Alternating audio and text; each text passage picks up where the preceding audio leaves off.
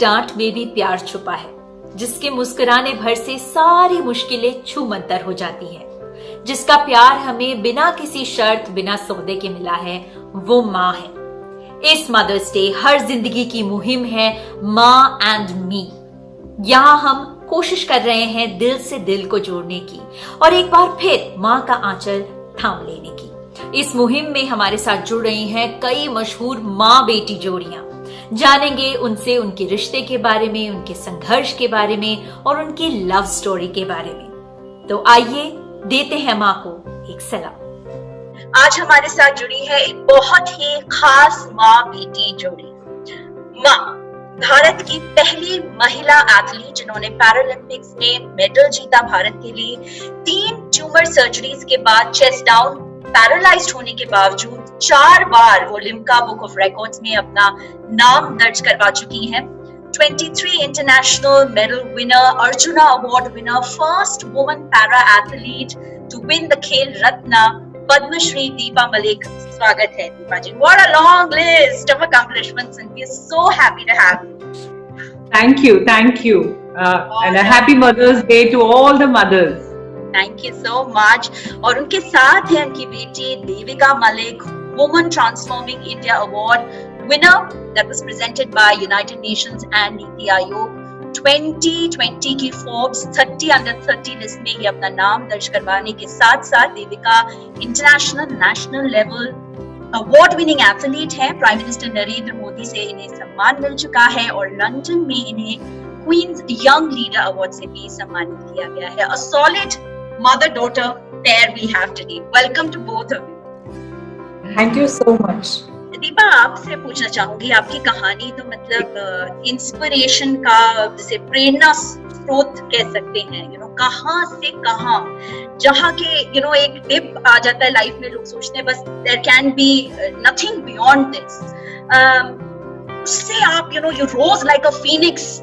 और अगर कोई और एग्जाम्पल हो इसका मुझे नहीं पता, लेकिन आपकी लाइफ को देख के मुझे लगता है this is, if I ever have to explain to anybody कि what is rising from the ashes, that is your story. It's commendable. लेकिन जब आपको ये बात पता चली कि आपको स्पाइनल ट्यूमर है और अब आप शायद व्हीलचेयर में रहेंगी, और मैं इसके बारे में सोच रही थी कि your body will not be ordinary, so you decided to be extraordinary. But at that time you were a young mother. आपकी 2 बच्चियां थी, तो पहला ख्याल क्या आया आपके जहन में? बच्चियों के लिए आया, अपने आगे की लाइफ के लिए आया? What was going on in your mind? I think मेरी जो उस वक्त परिस्थितियां थी जिसके अंदर मुझे ये पता चला, कहीं झूठ नहीं बोलूंगी कि बचपन में जब पहली बार ट्यूमर आया था और वो 3-4 साल की एक ऑर्डील रही थी, मैंने बहुत patiently even as a 5-year-old 1 साल हॉस्पिटल में बिताया। फिर ट्यूमर का पता चला, सर्जरी हुई, फिर बहुत डेडिकेटेडली मैंने अपनी रीहैब करी और उससे फिर मैं दोबारा चल पाई। तो डॉक्टर्स ने जब मुझे ये कहा कि अब आपका ट्यूमर वापस आ गया है, समवेयर आई वाज होपफुल, क्योंकि 23 साल के बाद ट्यूमर वापस आया था। तब तक बहुत ज्यादा प्रोग्रेस, मेडिकल भी जो फील्ड था वो काफी प्रोग्रेस कर चुका था। सो आई इनिशियली थॉट कि डॉक्टर्स बस इसीलिए कह रहे हैं कि एक मेंटली प्रिपेयर कर रहे हैं। ऐसे जब उस जमाने में जब सीटी स्कैन भी नहीं था, एमआरआईज भी नहीं थी, इतनी रोबोटिक सर्जरी भी नहीं थी, तो भी मैं दोबारा चल पड़ी। बड़े क्रूड इक्विपमेंट्स होते थे, chest braces, leg braces, exercising gadgets बिल्कुल ओल्ड थे। ये आपके बचपन में जो बचपन में हुआ था, ऐसे अब तो बड़ी नई टेक्नोलॉजी है और ये सब है, तो शायद मैं रिकवर कर जाऊंगी। और थोड़ा सा मेरे को और भरोसा इसलिए हो गया था क्योंकि देविका का भी बचपन में एक्सीडेंट हुआ था, हेड इंजरी हुई थी। Devika also got paralyzed on one side of her body. She had hemiplegia because of that. Then I had worked very hard with Devika's illness also, और rehab करके उसकी भी बहुत she's almost 90% recovered overall. Of course extremities on left में उसको अभी भी थोड़ा challenge है, लेकिन she's fine. She can do cycling, she can run, she's a para athlete in 100-200 meters. तो वो भी था कि एक बार कर लिया, दूसरी बार अपनी बेटी के साथ कर लिया, तो तीसरी बार भी शायद मैं कर जाऊंगी। I was getting ready for, if I may say, 2-3 years के लॉकडाउन के लिए मैंने अपने आप को मेंटली प्रिपेयर करना शुरू किया था। और वो दूसरी चीज ये भी थी कि my husband was at the war at that time. Kargil की लड़ाई थी, 1999 जून में मेरी सर्जरीज हुई हैं, मई में डायग्नोज हुआ था, so the Kargil was at its health. तो चॉइस नहीं थी actually. I was not giving myself any choice because we were not sure about my husband's well-being in the war. Anything could have happened. And if I had given up at that time, so I'll definitely say that the motherhood in me kept me very strong, because I was very sure that for these two girls, I have to survive this, whatever is the tragedy, whatever is the challenge, whatever is the tumor. Even if the doctors were telling me that we'll probably आपको हम जिंदा रख पाएंगे, लेकिन हम छाती के निचला हिस्सा पैरालाइज हो जाएगा, so I felt okay, हाथ बच जाएंगे, मेरा ब्रेन तो ठीक रहेगा, मैं बोल पाऊंगी, मैं कम से कम सुपरवाइज कर पाऊंगी अपनी बेटियों को बड़ा करना। So beggars can't be choosers वाली सिचुएशन थी जिसमें मदरहुड बिल्कुल प्रायोरिटी पे थी। देविका, आपको आप उस समय मुझे लगता है 7-8 साल की, you were a toddler. Do you remember what is the lasting and you know that एक मेमोरी जो छाप छोड़ जाती है उस टाइम? मम्मी की क्या मेमोरी है आपकी उस टाइम की, जब she was grappling with so much happening in her life? I think मेरी उस टाइम की जो मेमोरी है वो ऐसे इंसिडेंट्स में बटी हुई है। तो 2-3 चीजें जो मुझे याद आती हैं, उसको अभी अगर हम हाइंडसाइट में सोचें, उससे भी पता चलता है कि किस तरीके से एज अ मदर उन्होंने हमें शील्ड किया उस टाइम पे, कि हमें बिल्कुल भी ये नहीं लगा या ये नहीं पता चला कि इतनी बड़ी कोई सिचुएशन है। मतलब मुझे जो पता था या मुझे जो समझ में आया था, या क्योंकि सिर्फ मेरी मदर थी उस टाइम पे और मेरे नाना नानी थे, क्योंकि मेरे फादर तो वॉर पे थे, ही वाज नॉट देयर। तो उन्होंने, इन तीनों ने जिस तरीके से डील किया था उस टाइम पे सिचुएशन से, और जो हमें समझाया था, मुझे बस ये समझ में आया था कि हाँ, अभी मम्मी हॉस्पिटल में है और कुछ टाइम के बाद घर आ जाएंगे। I feel like mom and I have been a team since I was 7-8 years old। और उसके बाद की जो सबसे की मेमोरी है वो ये है कि पहली बार जब उनको डॉक्टर ने अलाउ किया कि हाँ, अब आप बेड से उठ के व्हीलचेयर पे बैठ सकते हैं और बाहर जा सकते हैं, घर के बाहर जा सकते हैं, तो पहली बार मम्मी मेरे स्कूल आई थी उस सिचुएशन के बाद। वो था 4th स्टैंडर्ड का रिजल्ट कलेक्ट करने के लिए, और मैं फर्स्ट आई थी क्लास में। So for me it was such a big moment of pride कि इतने महीनों के बाद मेरी मम्मी मेरे स्कूल में आ रही है और रिजल्ट कलेक्ट करने आ रही है मेरा, और मैं फर्स्ट टाइम क्लास में। एंड ये चीज भी मेरे साथ इसलिए रहती है बिकॉज कई बार लोग पूछते हैं, जैसे इंटरव्यू होते हैं, जैसे अभी हम बात कर रहे हैं, कई बार लोग पूछते हैं कि आपको एज अ चाइल्ड अजीब सा नहीं लगता था कि आपकी मम्मी व्हीलचेयर पे बैठती है, या मतलब बाकी मदर्स की तरह चल के नहीं आती हैं स्कूल में। पर वो कोई सामने से बोलता है तो हम सोचते हैं, वैसे कभी सोचा नहीं, क्योंकि पहली बार जब मम्मी स्कूल आई थी तब लाइक आई सेड मेरा रिजल्ट लेने आई थी, मैं फर्स्ट आई थी, तो बच्चे वैसे भी एक्साइटेड थे उनसे मिलने के लिए, मुझे कांग्रेचुलेट कर रहे थे। और उसके बाद जब भी मम्मी मेरे स्कूल आई हैं या कॉलेज आई हैं मुझे विजिट करने के लिए, वो खुद इतने बड़े बड़े अचीवमेंट्स लेकर आई हैं कंट्री के लिए कि व्हीलचेयर पे हैं या नहीं है, that is never a point of discussion. Deepa, जब आप ने स्पोर्ट्स जगत में अपनी शुरुआत करी, you were inching 40 and a lot of people then think that अभी तो हो गया, जो करना था कर चुके, we have reached a prime, it's over. और आपने इतनी लिमिटेशंस कहें या उनको आपने अपना एक मोटिवेशन बनाया, उसके साथ आप स्पोर्ट्स के अंदर आपने इतना मुकाम जो हासिल किया है, लेकिन इसके बीच में एज अ मदर आपको सोसाइटी से एनकरेजमेंट मिला? I am not talking about your daughters और your husband, but I am saying extended society. Did you get encouragement या आपको अनसॉलिसिटेड एडवाइस मिली कि क्या करना चाहिए, आपको घर पे ध्यान देना चाहिए, क्या कर रही हो? देखिए, there have been two parts. If I say societal society का जो इम्पैक्ट आया है, एक इम्पैक्ट डेफिनेटली नेगेटिव था, बिकॉज जितना कंफ्यूज हम थे मेरी सिचुएशन को लेके, जितना कंफ्यूज मेरे हस्बैंड थे, उन्होंने भी एक स्टीरियोटाइप के चलते कि एक जो औरत है जिसको ब्लैडर बाउल कंट्रोल भी नहीं है, जो डायपर के बिना घर छोड़ नहीं सकती है, या क्या व्हीलचेयर एक्सेसिबल बाथरूम्स हर जगह मिल जाएंगे क्योंकि उसका ब्लैडर कंट्रोल वीक है, या व्हीलचेयर एक्सेसिबिलिटी हर जगह मिलेगी, अकोमोडेशन कैसे मिलेगी, क्या बाथरूम्स के अंदर व्हीलचेयर जाएगी, ये ट्रांसफरेबल जॉब है, आर्मी में बार बार उन्हें फील्ड एरिया जाना पड़ेगा, बिकॉज इनिशियली 3 years हम लोग साथ बिल्कुल भी नहीं रहे थे. But I used to love travel. I used to love these challenges. It used to make me feel empowered कि मेरे आगे अगर एक चैलेंज है और उसका मैंने सॉल्यूशन ढूंढ लिया है, वो भी एक छोटी सी अचीवमेंट बन जाती थी, that I have crossed that hurdle. लेकिन एक डेड एंड तब आया जब मेरे हस्बैंड ने आर्मी छोड़ दी और एक फार्म हाउस पे जहां मेरे इन-लॉज सेटल थे, रिमोट एरिया ऑफ महाराष्ट्र, वहां पे जाके मुझे रख दिया. तो दुनिया की नजर में मैं लकी बन गई और मेरे चारों तरफ मेरे लॉज हैं, मेरे हस्बैंड हैं, मेरे बच्चे हैं, वो सब हीरो बन गए कि they are tolerating me, they are keeping me. मैं फाइनेंशियल लायबिलिटी हूँ, मैं बच्चों को खाना कैसे खिलाऊंगी, मैं हमेशा एक बीमार व्यक्ति के रूप में एक बिस्तर पे अपने ही यूरिन में, अपने ही स्टूल में पड़ी रहूंगी.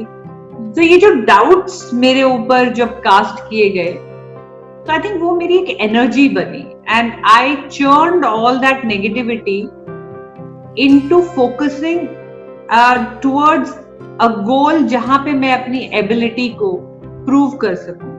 मैं अपने आप को लकी या डिसेबल्ड या व्हीलचेयर बाउंड के रूप में नहीं जानना चाहती थी, एंड बिल्कुल भी एक ऐसी मदर बन के अपने बच्चों के आगे नहीं आना चाहती थी कि वो हमेशा मुझे सैडनेस या बॉन्डेज या बोझा या उदासी के साथ जोड़े. I wanted to add fun, travel, adventure, fitness, you know, happiness.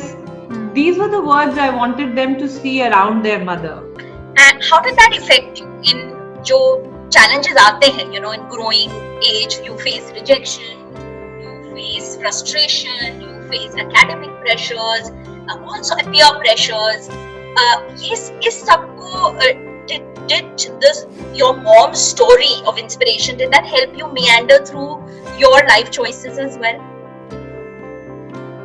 For me I think मैं जब बहुत छोटी थी तब मुझे ऐसा लगा था कि एक चैलेंज आया मेरे सामने, जहाँ तक मेरी फिजिकल जो लिमिटेशंस थी या उसकी वजह से जब मैं चलती थी तो एक लिम्प आता था. इनफैक्ट शुरू में तो काफी फर्क पड़ता था, मतलब जूते भी 2 अलग अलग साइजेस के खरीदने पड़ते थे क्योंकि मेरे लेफ्ट पैर में एक साइज छोटा जूता फिट आता था. प्लस हैंड को भी कभी कभी रॉड्स वगैरह में बांध के रखना पड़ता था उसकी थेरेपी के लिए, ऑक्यूपेशनल थेरेपी के लिए. तो जब मैं बहुत छोटी थी, इनफैक्ट आई थिंक तब तक तो मम्मी की सर्जरी भी नहीं हुई थी, I was only 6 years old. तब का मुझे एक याद है, आई थिंक फर्स्ट स्टैंडर्ड में मैं एक बार बहुत ज्यादा रोते रोते घर पे आई थी कि मतलब बच्चों ने चिढ़ाया या कुछ बहुत मीन चीजें बोली कि जैसे मैं चलती हूँ उसकी वजह से. तो उसी टाइम पे मम्मी ने मुझे कह दिया था कि अब मैं कल आपके स्कूल आ सकती हूँ, आपके टीचर को बोल सकती हूँ, आपके फेलो स्टूडेंट्स को बोल सकती हूँ कि ऐसे आपसे बात ना करें, ऐसे आपसे पेश ना आए, और ये आपको एक प्रॉब्लम है जिसकी वजह से आप ऐसे चलते हो. लेकिन हम कितनी बार ये करेंगे, क्योंकि पापा की पोस्टिंग होती है हर 1 साल में, 2 साल में, नई जगह पे जाएंगे, नए लोग मिलेंगे. तो आप खुद ये कैसे बता सकते हो लोगों को अपने बारे में, खुद को कैसे रिप्रेजेंट कर सकते हो कि ये सिर्फ एक मेडिकल कंसर्न है, इसके अलावा आपकी पर्सनैलिटी में क्या क्या है उसके ऊपर कि okay this is my medical limitation, इसकी वजह से मुझे क्या क्या जरूरत है. जैसे टीचर को भी बोलना पड़ता था कि बोर्ड पे अगर लिखें तो थोड़ा धीरे धीरे लिखें या ना मिटाएं, क्योंकि एक नर्वस कंपोनेंट भी है मेरे इशू का, जो जिसकी वजह से शुरू में मैं लिखने में बहुत स्लो थी. तो ये सब चीजें तभी मम्मी ने बोल दिया था कि आप you can speak up for yourself. और ये चीज तब से मेरे साथ रही. मतलब हमने कितनी बार स्कूल चेंज किया, फिर इवन कॉलेज में जाके, मेरे कॉलेज का जो फर्स्ट डे था, एक बहुत लचक आती है जब मैं चलती हूँ, तो वो काफी नोटिसेबल है। तो उसकी वजह से मुझे किसी ने बोला कि oh you walk like Daffy the Duck, तो मुझे डैफी डैफी बोल के चिढ़ाने लगे। काफी देर मैंने उनको चलने दिया, मतलब इट बिकेम अ जोक, 5 लोग 6 लोग हंसे, मैं भी हंसी उनके साथ में, काफी देर चलता था ये। उसके बाद धीरे से मैंने उनको बोला कि दिस इज द रीजन, ये एक मेडिकल चीज है, आई हैव हेमीप्लीजिया। और उसके बाद मतलब दे फेल्ट सो एम्बैरेस्ड, इतना उनका चेहरा उतर गया कि आई एम सो सॉरी, मुझे पता नहीं था, मैं तो ऐसे ही बोल रहा था। बट क्योंकि वो एक ऑनेस्ट इंटरेक्शन रहा, और I feel instead of being laughed at, I developed the attitude of laughing with people. तो उसकी वजह से वही लोग मेरे इतने अच्छे दोस्त बन गए कि अब कॉलेज पास आउट होके भी 10 साल हो गए, अभी तक मेरे को डैफी के नाम से ही जानते हैं, दैट ग्रुप ऑफ पीपल। और वो कुछ मेरे बेस्ट फ्रेंड्स हैं उनमें से। तो आई थिंक ये चीज एक शुरू से मम्मी ने इम्बाइब करी है हमारे अंदर। जब ये मेडल्स आना शुरू, एक मेडल्स की चमक है, एक जीत की खुशी है, लेकिन इसके पीछे बहुत कड़ी मेहनत और बहुत सारे सैक्रिफाइसेस होते हैं। और एज एन एथलीट, एक एथलीट की अलग खुराक होती है, डाइट होता है, एक्सरसाइज रेजिमेंट होता है। एज अ मदर, बिकॉज बहुत सारे मदर्स को ऐसा लगता है नहीं, पहले हम खाना बांट भी रही होंगी तो पहले कहेंगी बच्चों के लिए निकालो, या ज्यादा इसको दे दो। ऐसे में was there ever a conflict, या किस तरीके से आप लोगों ने, और I know it's a team work, और देविका ने और आपकी छोटी बेटियां ने और आपके जो हस्बैंड है उस योर कोच एज वेल, सबने मिल के काम किया, लेकिन was there ever a conflict in your mind कि जो माँ का दिल और एक एथलीट की डिटर्मिनेशन? जी एब्सोल्युटली, बहुत सही कहा आपने। खैर मेरे हस्बैंड तो केवल एक ही टूर्नामेंट में मेरे साथ थे, ज्यादातर दोनों बेटियां ही मेरे साथ दिल्ली में रही, क्योंकि मैं अपने स्पोर्ट्स करियर को लेके दिल्ली शिफ्ट हो गई थी। नॉर्मली कहते हैं माँ पेट काट के बच्चों को खिला देती है, लेकिन मैं आपको बहुत ऑनेस्टली कहती हूँ कि बहुत ज्यादा हमें स्पॉन्सरशिप नहीं मिलती थी, बहुत ज्यादा इनिशियली। ये बहुत लेट, जब मैं 2016 में जाके हमें टारगेट ओलंपिक पोडियम स्कीम में एब्जॉर्ब किया गया, लेकिन उससे पहले एक प्रोटीन का डब्बा 5,000 रुपए का आता है, फिर आपको बहुत प्रोटीन रिच डाइट लेनी पड़ती है। आई रिमेम्बर कि मैंने 500 ग्राम चिकन और 6 से 7 अंडे भी रोज खाए हैं। तो ये बहुत क्लियर होता था कि अगर फ्रिज में 6 अंडे बचे हैं तो वो मैं ही खाऊंगी, वो बच्चे नहीं खाएंगे। और ये बहुत यूनिक सिचुएशन है कि एक मदर ऐसा करती थी, but my children used to understand that. हमारे घर में एक बहुत strong sense of duty and strong sense of priority है। जिस वक्त जो प्रायोरिटी है, तो हम लोग बहुत ज्यादा मेलोड्रामा या इमोशनल बैगेज नहीं रखते हैं when it comes to disposing of duties. अगर मेरी बिटिया फाउंडेशन के काम से उसे कहीं जाना है और उस दिन शायद मेरी तबीयत ठीक ना हो या मेरा कोई अवार्ड हो और वो ना आ पाए, so we don't hold each other responsible for that. एक चीज पूछना और चाह रही थी कि आप लोगों ने साथ में कोलैबोरेशन में व्हीलिंग हैप्पीनेस जो संस्था है वो कैसे शुरू करी? क्या था आपके दिमाग में? What was the thought process और कितना आसान रहा इस फाउंडेशन को शुरू? देखिए, क्रेडिट तो देविका को दूंगी बिकॉज सोच देविका की थी। She was doing MA psychology Delhi university से, और साथ में वो असिस्ट भी करती थी मेरी स्पोर्ट्स जर्नी में। शी ऑल्सो स्टार्टेड प्लेइंग, और मेरी डिसेबिलिटी कैटेगरी में हमेशा एक अटेंडेंट चाहिए, तो देविका काफी फिल इन करती थी। बिकॉज दिल्ली जब मैं मूव हुई तो देविका मेरे साथ मूव हुई, और फिर पीछे पीछे छोटी बिटिया, बिकॉज उनमें एज गैप थोड़ा ज्यादा है, 4.5 years का है, तो देविका फिर मेरे साथ रहती थी। तो हम लोग वी वर लाइक 2 रूममेट्स। दोनों अपनी अपनी डिसेबिलिटी से निकली, दोनों एक दूसरे की सपोर्ट रही, दोनों ने ऑलमोस्ट एक साथ पैरा स्पोर्ट्स में कदम रखा, क्योंकि मेरी अटेंडेंट बनकर कॉमनवेल्थ गेम्स में देविका आई थी। तो introduction and challenges of para sports इकट्ठे समझ आए। देविका फाइनल ईयर स्टूडेंट थी, ग्रेजुएशन की, फॉलोड बाय MA साइकोलॉजी। तो हम लोग अक्सर ये देखते थे कि ऐसा क्या हम दोनों ने किया कि हम दोनों अपनी अपनी डिसेबिलिटी से ऊपर उठकर वी वर वेरी कॉन्फिडेंट. आपने अभी देविका का जवाब सुना that she was all right in discussing her medical problem. हम दोनों ने कभी अपनी इस सिचुएशन के लिए गिल्टी फील नहीं किया.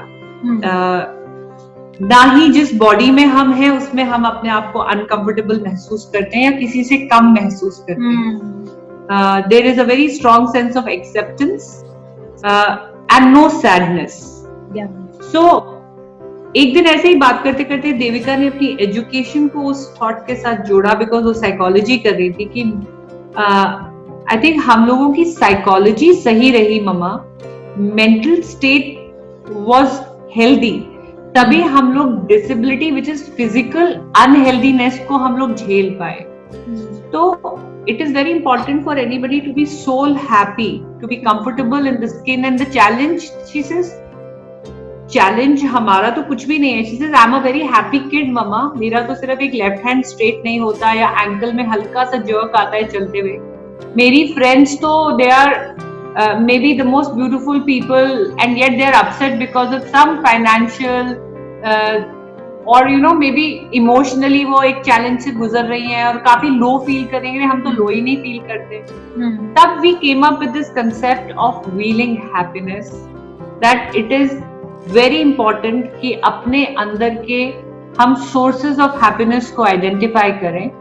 और जब एक इंसान खुश होता है अपने हैप्पीनेस के सोर्सेज को लेके, वो इंसान डेफिनेटली अपनी एबिलिटीज पे फोकस ज्यादा करता है. और इसी को डिसेबिलिटी से जोड़ा. सोर्सेज ऑफ हैप्पीनेस क्या हुए? जो चीज आपको एम्पावर फील कराए. आपके पास सही तरीके की व्हीलचेयर है, सही तरीके का रिहैब है. अगर आप गाड़ी चलाना चाहते हैं तो क्या आपकी गाड़ी के पास लाइसेंस है? क्या आप उसे मॉडिफाई करा पा रहे हैं? क्या आप किसी जॉब के लिए वोकेशनल ट्रेनिंग करना चाहते हैं?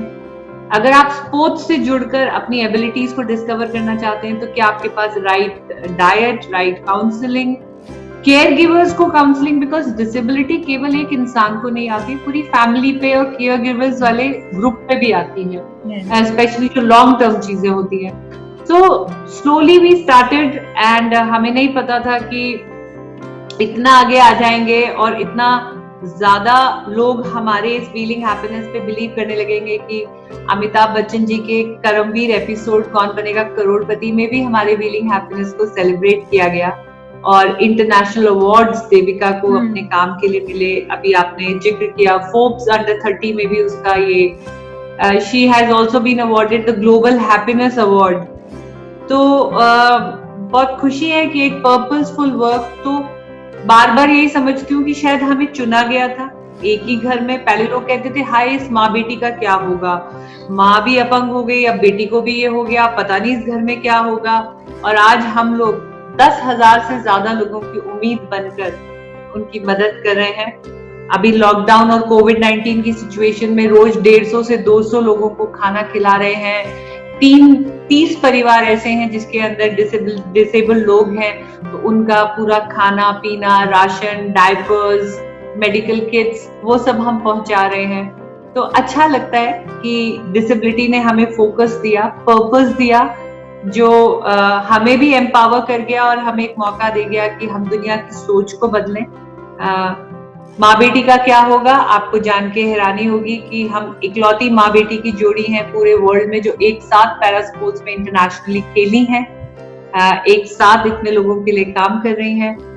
I call her a soul sister. I don't think माँ बेटी जैसा तो अब कुछ रहा ही नहीं. और वैसे भी हमारा बड़ा यूनिक घर है. अक्सर माएं बच्चों को नहलाती धुलाती हैं, डायपर पहनाती हैं, बाहर ले जाती हैं. हमारा एक ऐसा घर है जिसमें दोनों बेटियों ने मुझे नहलाया है, धुलाया है, डायपर पहनाया है और फिर मेरी प्रोटीन की बोतल और मेरा बैग टांग कर मुझे खिलाने ले गई हैं. तो we don't know. I don't know if I have brought them up or they have brought me up. Devika, how was it collaborating with your mother? I mean, of course. I don't know how to react to this exactly क्योंकि जितना मेरा professional experience रहा है, शुरू में almost 2 years मैंने एक corporate firm में काम किया. उसके अलावा हम लोग because we got into this social entrepreneurship journey together, तो एक मतलब फ्रेमिंग ही वैसे हुआ है. एंड आई अंडरस्टैंड हमारा काम इसी तरीके से सक्सेसफुल होता है कि हम दोनों साथ मिलके उसे करें. तो we have found our ways of working together and we have been successful. मतलब अभी तक जितना भी काम हुआ है या जितने भी लोगों की लाइफ में हम एक इम्पैक्ट ला पाए हैं वो हमने साथ मिलकर ही किया है. तो आई थिंक आप कोई भी वर्क एनवायरनमेंट में कोई भी दो लोग अगर साथ में काम करेंगे तो थोड़ा डिफरेंस होता है उनके वर्किंग स्टाइल्स में. बाकी एज अ मदर अगर मैं कहूँ तो उनका एक ही रहता है मेरे ख्याल से, जो हर मदर का रहता है कि अपना कमरा साफ कर लो, कमरा साफ कर लो, सुबह टाइम पे उठ जाओ. वो तो मेरे ख्याल से लाइफ लॉन्ग चलता ही रहेगा. देविका, हम लोग काफी बार ऐसा सोचते हैं that we haven't told our mothers that we love them, we haven't told them enough times, हम करते हैं सब कुछ. और कभी क्योंकि ऐसा रिलेशनशिप होता है कि जब गुस्सा आता है तो गुस्सा भी कर देते हैं, जब कोई फ्रस्ट्रेशन कहीं और का होता है तो mothers are who we go to, और कभी कभी नोइंगली अननोइंगली वो फ्रस्ट्रेशन उन पे भी डंप कर देते हैं.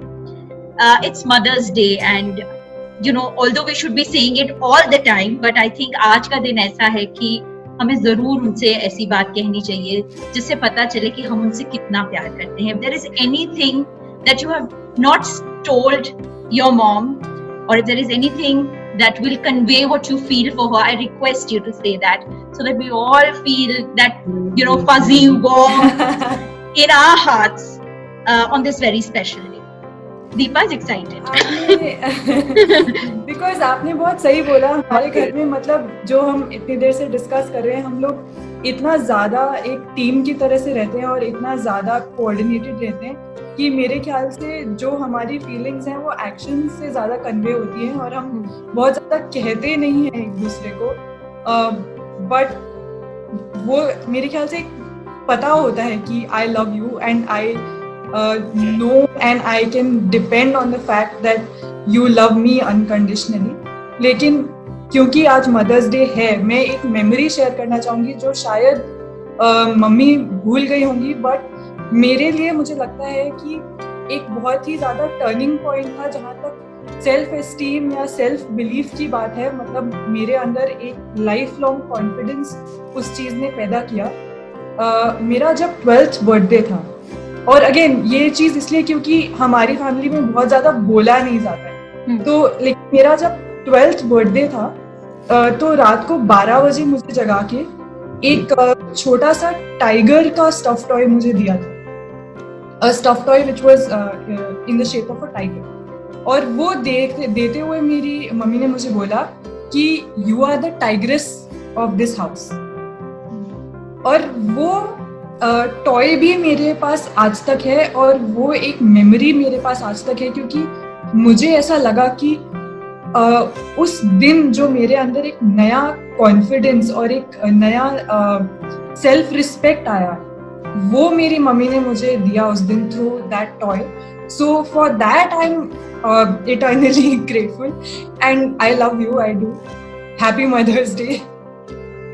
Thank you.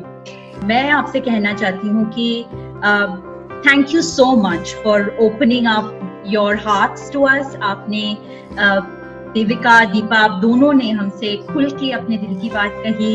एंड रियली अगर जो देखने वाले इस वीडियो को देख रहे होंगे, if you feel like picking up the phone, calling your mom, don't hesitate, do that. हम अपनी मदर्स को शायद इतना, जैसे देविका बोल रही थी, बोल के शायद इतना नहीं बता पाते, but we must end today is the perfect opportunity to do just that. Thank you so much, Deepa and Devika.